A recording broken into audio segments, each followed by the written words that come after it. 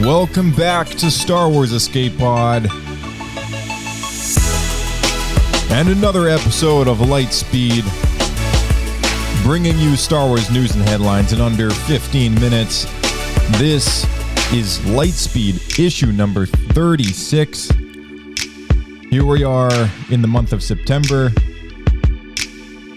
with only about a year to go until The Mandalorian and Grogu hits theaters, and as of today, The Mandalorian and Grogu first teaser trailer has been officially revealed to the public outside of a convention, because of course anyone who has gone to the most recent Star Wars Celebration or Comic-Con may have caught a glimpse of the show's active production and little bits and pieces of a trailer here or there, but here we are, and it's officially out there. The next Star Wars film featuring the Clan of Two opens exclusively in theaters May 22nd, 2026.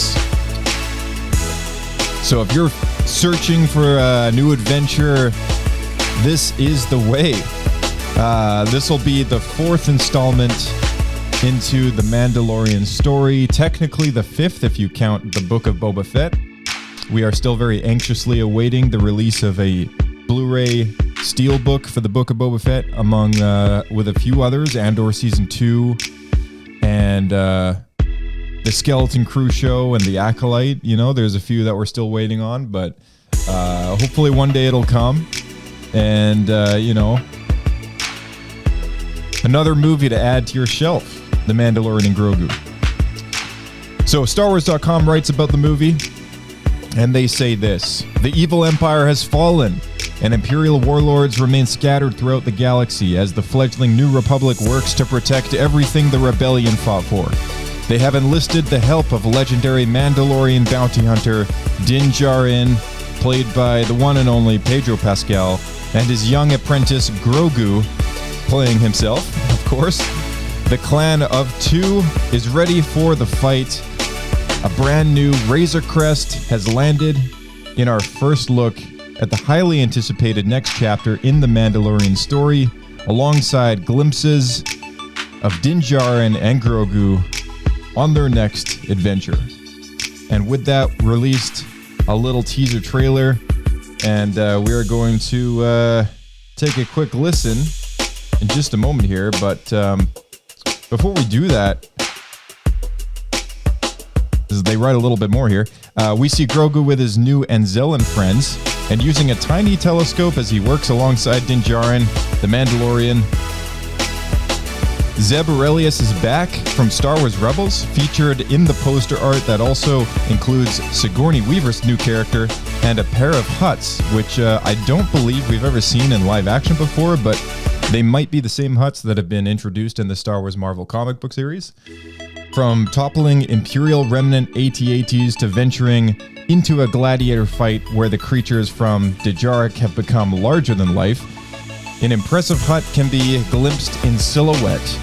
The Mandalorian and Grogu are on a course for action and adventure, and we are definitely looking forward to that. The film is directed by Jon Favreau, who is also producing alongside Kathleen Kennedy, Dave Filoni, and Ian Bryce.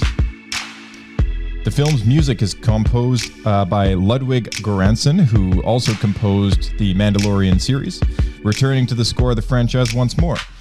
The Mandalorian and Grogu embark on their most thrilling mission yet in Lucasfilm's Star Wars The Mandalorian and Grogu, an all-new Star Wars adventure filmed for IMAX, opening exclusively in theaters May 22nd, 2006. Let's take a listen.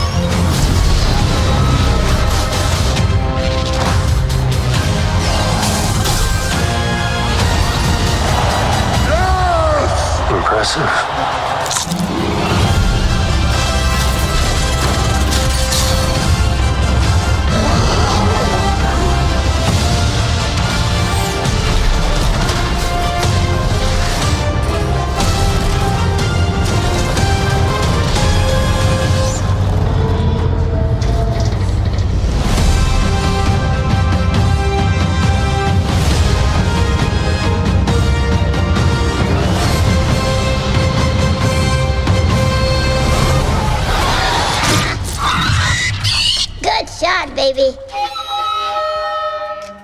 All right, May 22, 2026. Looking forward to it.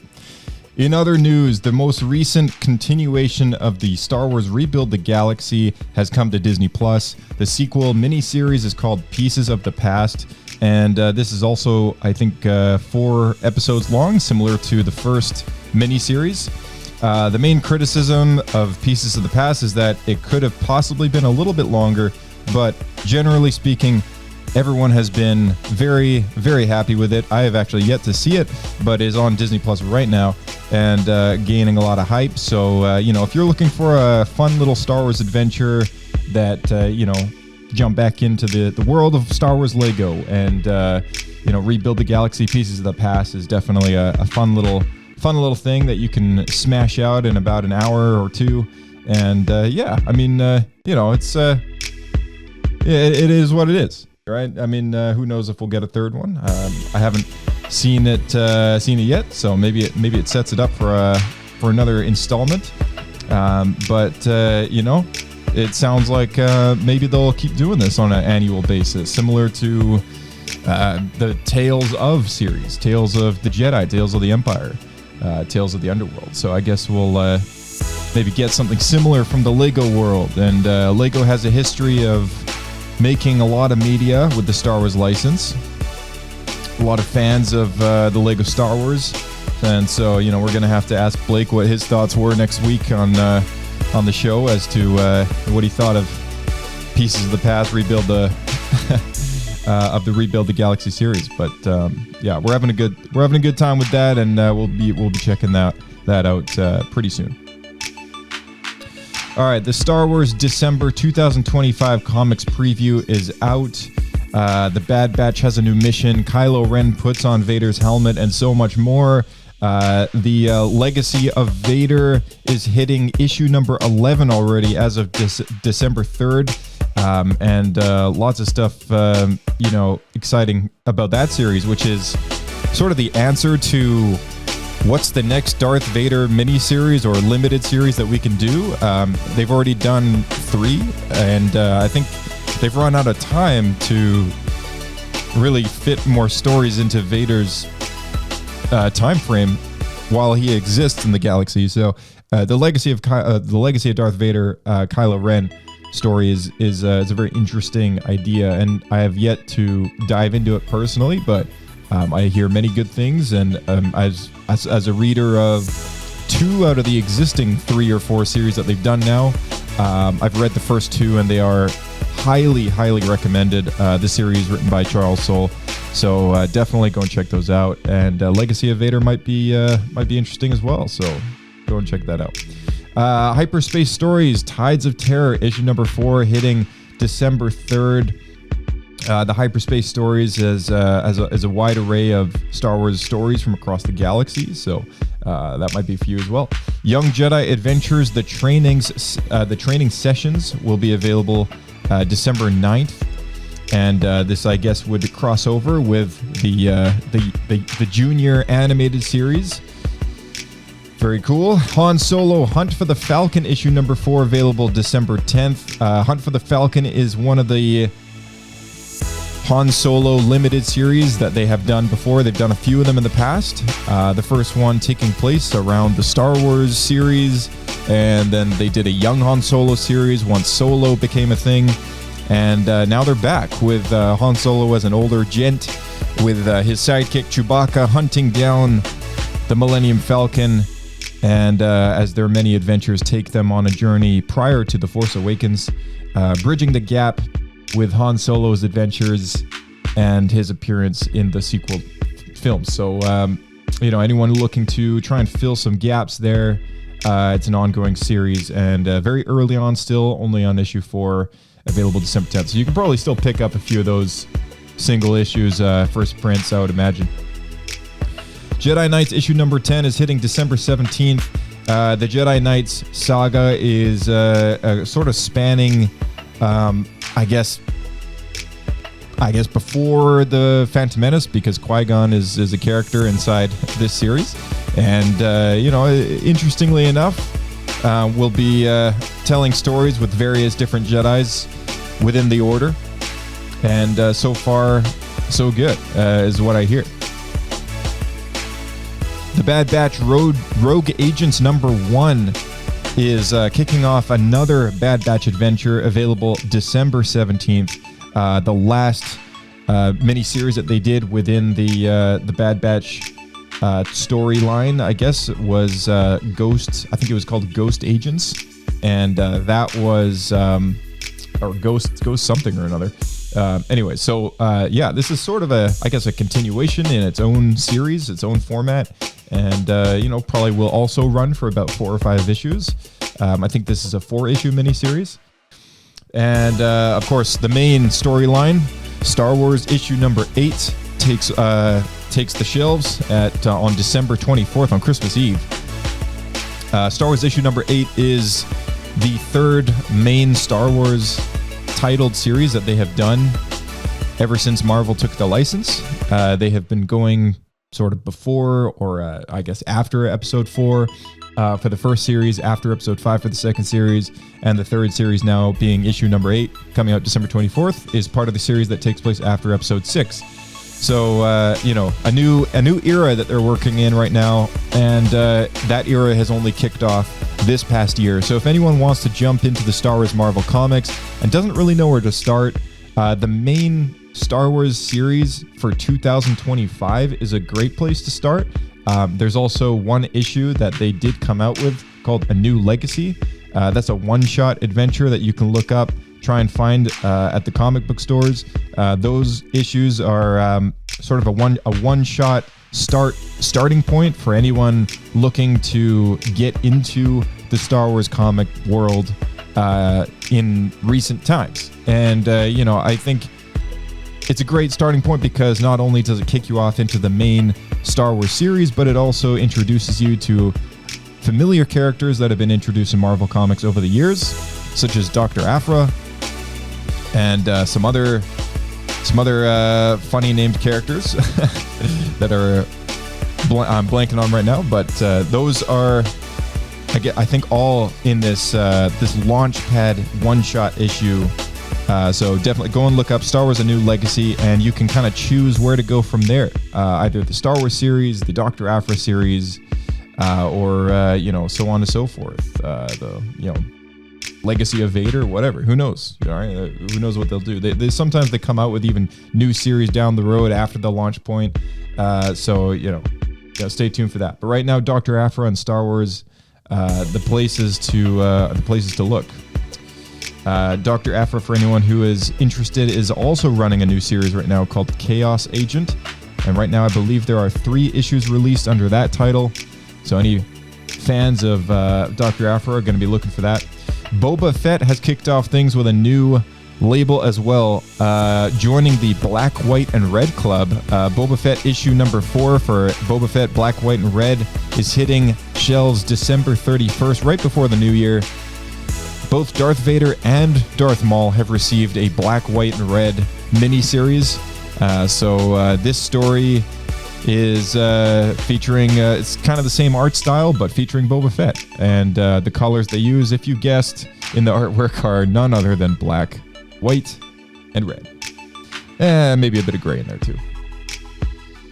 Well, that sums things up for the literature coming down the road here. And, we do look forward to reporting in with a full Star Wars Escape Pod episode for you next week or so. We are rapidly approaching episode number 400, which blows my mind, and we're probably going to be getting around to that one sometime in November, which will be released sometime in November or come out early November. But the last couple episodes that you might want to look for that were really great was Canteen the Banter issue number 5, where we called Kirk down at Disneyland we talk a little bit about the Indiana Jones and the Great Circle game. On September 8th, we had an episode come out which talked all about Starfighter and the cast for that new movie coming out in 2 years from now, which is shooting right now. We also had a 6-year celebration in that episode, looking back at Star Wars Escape Pod over the last 6 years.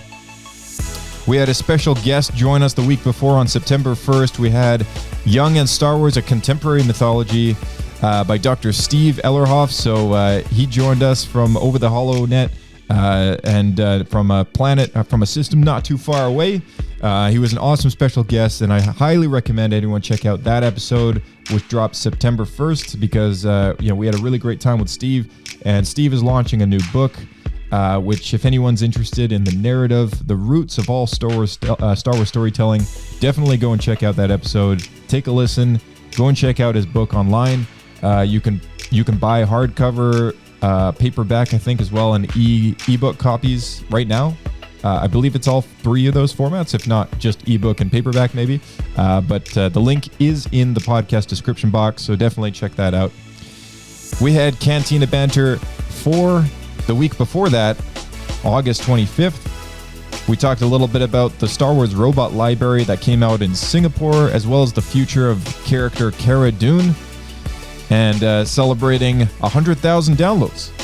The week before that, Cantina Banter issue number 3 took some time to go over the news from San Diego Comic-Con 2025.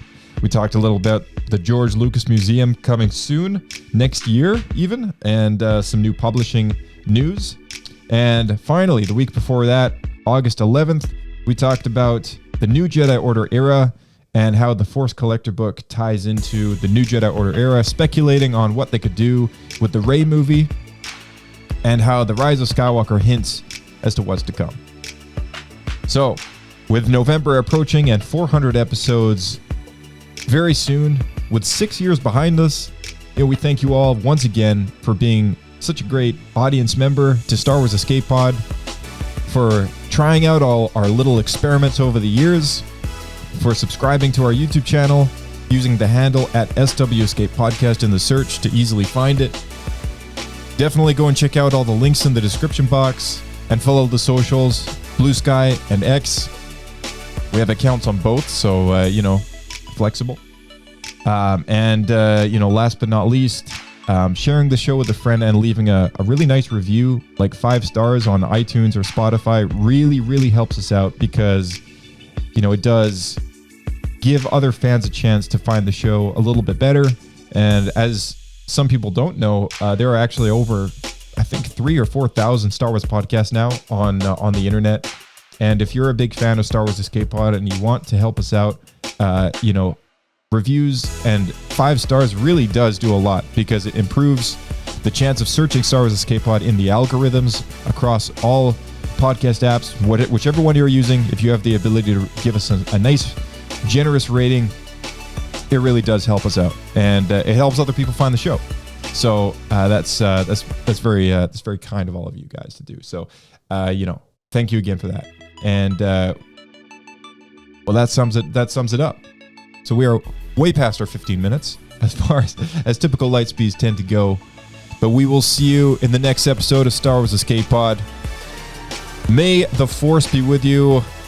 Shoot us an email with your thoughts, feedback, and compliments.